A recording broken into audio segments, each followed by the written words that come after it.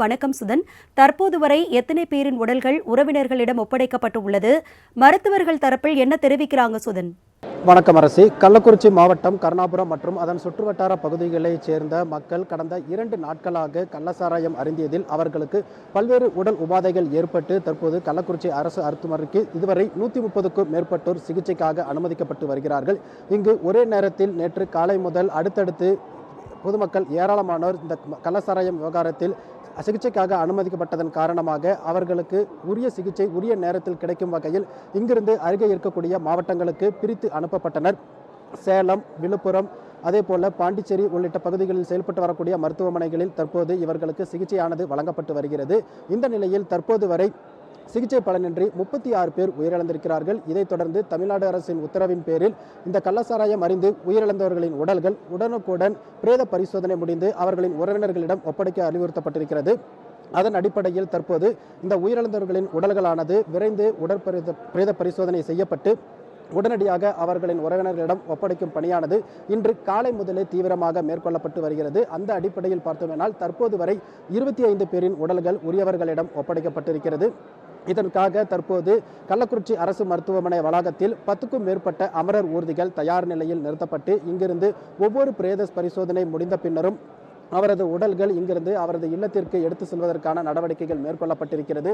அதே போல இந்த மருத்துவமனை வளாகத்தில் அடுத்தடுத்து இந்த உயிர்பலி எண்ணிக்கை அதிகரித்து வருவதன் காரணமாக இங்கு ஏராளமான உறவினர்கள் குவிந்து கொண்டு இருக்கிறார்கள்.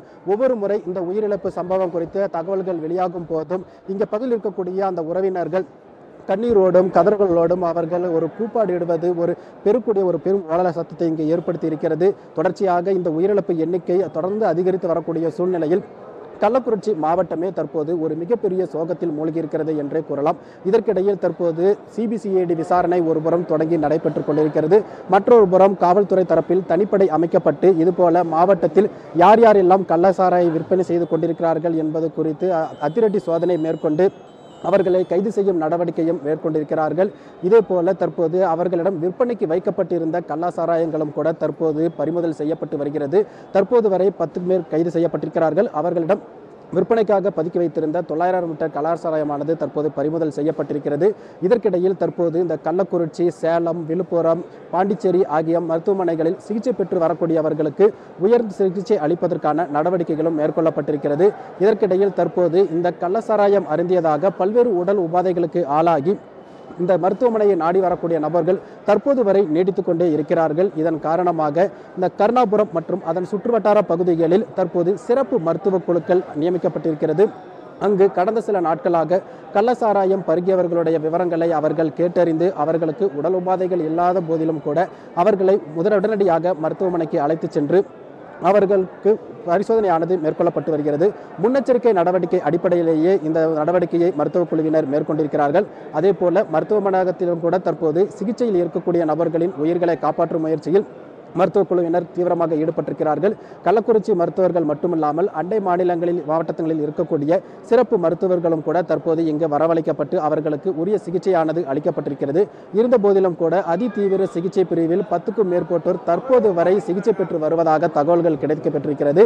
இதன் காரணமாக இந்த உயிரிழப்பு எண்ணிக்கையானது மேலும் அதிகரிக்கக்கூடும் என்கிற ஒரு நிலைதான் இருக்கிறது. இந்த நிலையில் தற்போது இன்னும் சில நிமிடங்களில் அதிமுக பொதுச் செயலாளரும் சட்டப்பேரவையின் எதிர்க்கட்சி தலைவரும் மருத்துவமனைக்கு நேரில் வருகை தந்து இங்கு சிகிச்சை பெற்று வரக்கூடிய நபர்களை அவர் நேரில் சந்திக்க இருக்கிறார். இதற்கிடையில் இந்த கள்ளசாராயம் அறிந்து உயிரிழந்தவர்களுக்கு நிவாரண நிதியம் தற்போது தமிழ்நாடு முதலமைச்சர் அவர்களால் அறிவிக்கப்பட்டிருக்கிறது. தொடர்ச்சியாக இந்த மருத்துவமனை வளாகத்தை பொறுத்தவரை உயிரிழப்புகள் ஒரு பக்கம் அதிகரித்துக் கொண்டிருக்கிறது, மற்றொரு புறம் உயிருக்கு போராடி கொண்டிருக்கிறார்கள். இதற்கிடையே இங்கு குவிந்திருக்கக்கூடிய உறவினர்கள் தங்களுடைய எதிர்கால வாழ்வாதாரம் பறிபோகிவிட்டதே என கதறலிட்டு கூப்பாடியிட்டு அவர்கள் கண்ணீருடன் தற்போது இங்கு அழக்கூடிய காட்சிகளை நம்மளால் தொடர்ச்சியாக காண முடிகிறது. இப்போது இந்த சம்பவங்கள் கள்ளக்குறிச்சி மாவட்டம் மட்டுமல்லாது தமிழகம் முழுவதும் ஒரு மிகப்பெரிய அதிர்வலைகளை ஏற்படுத்தியிருக்கிறது. இதனால் தமிழ்நாடு முழுவதும் போதைக்கு அடிமையாகி இருக்கக்கூடிய மக்கள் மத்தியில் ஒரு மிகப்பெரிய அதிர்ச்சியை ஏற்படுத்தியிருக்கிறது.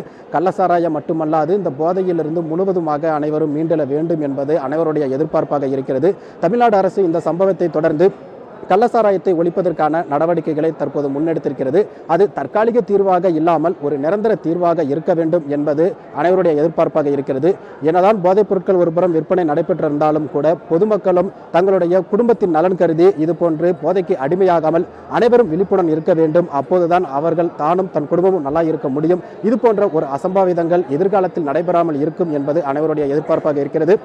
இருந்தபோதிலும் கூட தமிழ்நாடு அரசு இதில் ஒரு இரும்பு கரம் கொண்டு எதிர்காலத்தில் இது போன்ற அசம்பாவிதங்கள் நடைபெறாமல் இருப்பதற்கான நடவடிக்கைகளை எடுக்க வேண்டும். அதை தொடர்ந்து கண்காணிக்க வேண்டும். இதற்காக ஒரு தனிக்குழு எப்போதும் இருக்க வேண்டும் என்பதுதான் அனைவருடைய எதிர்பார்ப்பாக இருந்து வருகிறது. அரசு கள்ளக்குறிச்சி மருத்துவமனை வளாகத்திலிருந்து எமது செய்தியாளர் சுதன் கொடுத்த கூடுதல் விவரங்களை கேட்டும். தொடர்ந்து அங்குள்ள செய்திகளை வழங்கி வருகிறார்